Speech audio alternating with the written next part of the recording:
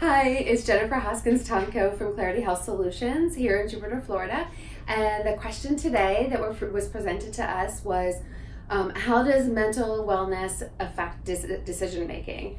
So I wanted to talk about a couple of different things. First, really, if you think about our decision making at any time, a lot of times our emotional response or what our emotions are saying to us at that point dictates or at least navigates a little bit of what decision we're going to make. So if you're in a bad mood, hopefully you can say to yourself, you know what, let me just take a pause. Let me, step aside, make some better decisions, and then come back when I'm feeling a little bit better so that we don't act impulsively.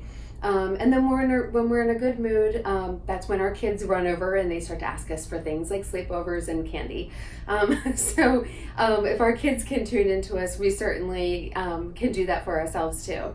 So some things I think that really impact the decision making when it comes to our mental health is 3 different emotions. I'm sure that there are more, but when we're angry, when we're sad, we're depressed, and when we're anxious.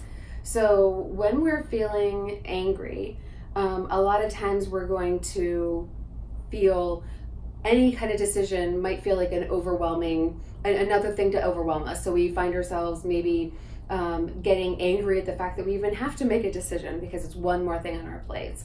So we're probably not going to make a great decision in that moment. I mean, it's possible. I'm not saying it's not, but a lot of times we'll be very impulsive with our decision making. So if our kids say, hey, mom, can I have a sleepover? We might find ourselves going, a sleepover? Are you kidding me? When that's just a kind of overkill to an answer could just simply be, oh, that's a great idea for another night. Some other emotions that can affect our decision making are certainly, like I said, depression. So the thing that I've heard many times is when we compare anxiety and depression, anxiety is when we're spending too much time in the future, and depression is when we're spending too much time in the past. So if we're thinking about, things from the past, or we're going through memorabilia, or we're just like trying to process things that don't make any sense to us, and we're starting to feel depressed, our decision making is all going to be with that depressed lens on.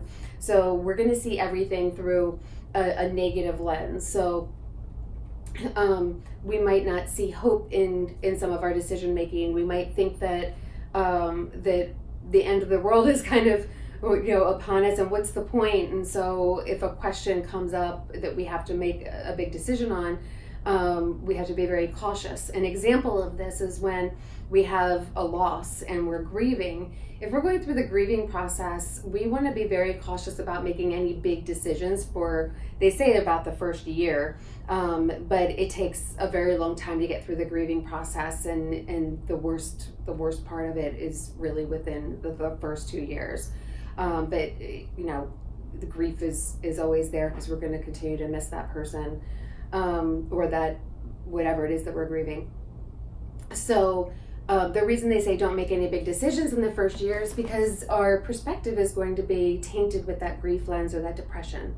And so we might find ourselves just not making the same decision we would if we were feeling more stable.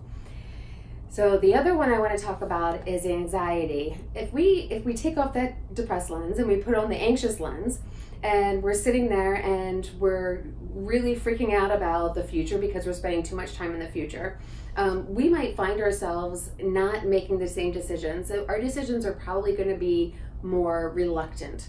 We are probably, if we're anxious and we're already worrying about all the terrible things that might happen, and maybe catastrophizing, we will find ourselves not stepping outside of our comfort zone, and we're going to play it safe, because the safer we are, the more comfortable that is. So we have to really pay attention to what lens we're holding on to. And if we have an anxious lens all the time, we'll find ourselves hitting almost like our own personal glass ceiling. We have to keep in mind that anxiety, depression, and anger, among other emotions, are so depleting. Like when we have those emotions, it's really hard to have the energy to do anything else.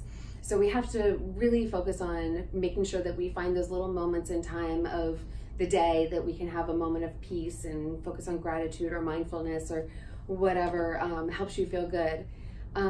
Lastly, sometimes people have anxiety and depression at the same time, and we can't even discern which one it is. So you might be sitting there saying, Jen, well, I don't even know which one it is. So how is my decision making going to look?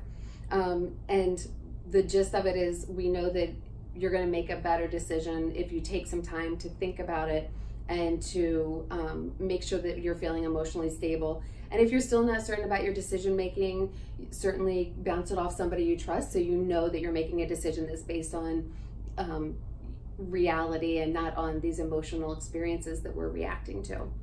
So I think that's pretty much it, how our mental health affects our decision making.